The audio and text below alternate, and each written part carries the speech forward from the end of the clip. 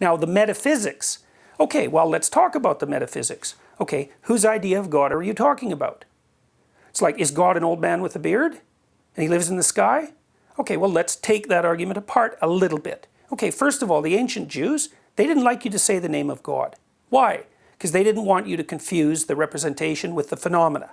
So whatever was real for them was something beyond words. Okay? The same thing obtains with Taoism. Same idea. Right? Don't make a graven image, because you confuse the damn image with the thing. What's the thing? It's that which is beyond imaging. Does that which is beyond imaging exist?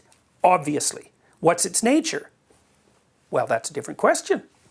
Now, in the Old Testament, its nature is arbitrary, man. It's like, look the hell out. You're going to get swatted down.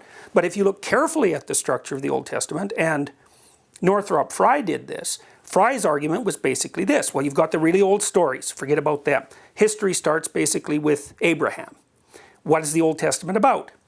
The Israelites climb up to dominance. They get corrupt. They forget about the widows and the children. A prophet comes up and says, you better look out. You're off the path. They ignore him. Whap! They're in chaos for like a long time. They get all humble and they build themselves up again. And when they get power, they get all corrupt. And a prophet comes along and says, you better look out. You're off the path. You're not paying attention to the widows and the children. And all hell's going to break loose. Like bang, down they go. 6 times. 6 times. So, you know, is that arbitrary? Or is that actually the right idea to derive from history? It's like power corrupts.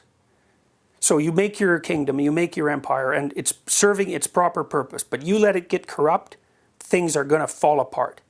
So I can give you an example of that. It's like, what caused the flooding in New Orleans? Hurricane. No. No. Corruption.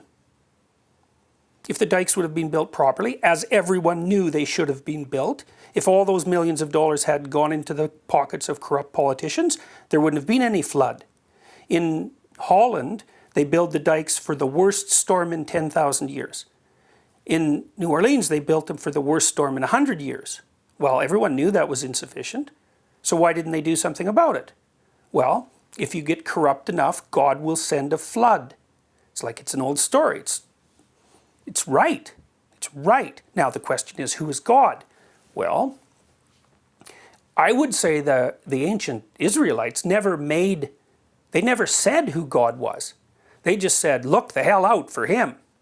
You deviate from the path, man, you're going to get flattened.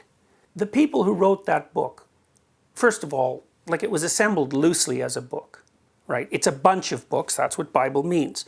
It was edited and assembled across vast stretches of time. We have no idea what process led people to assemble it that way, except that they felt that that made sense. You know, so they were guided by their internal intuition of meaning. Weirdly enough, it produced a document with a narrative.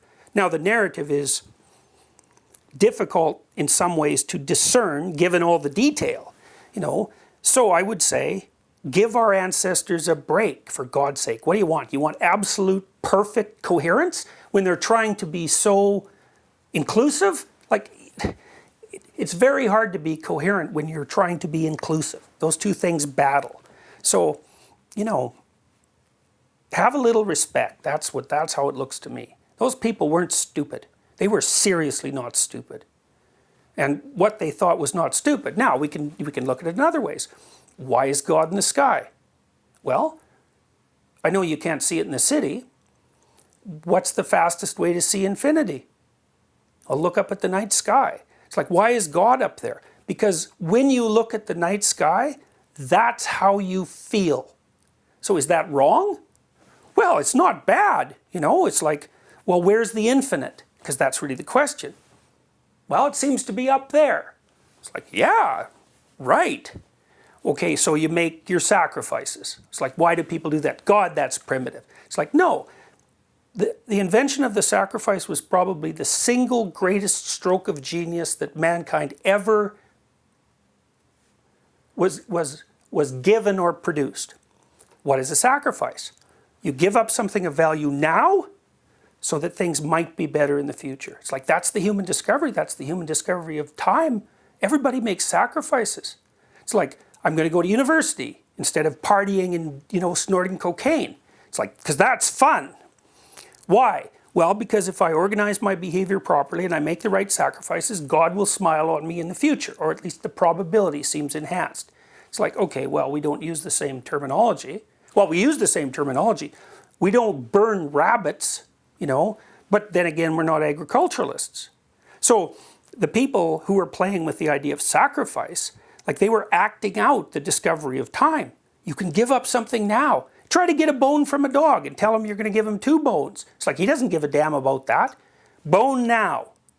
And we regard the civilized person as the person who's capable of deferring gratification. Deferring gratification is a sacrifice. Does it please God?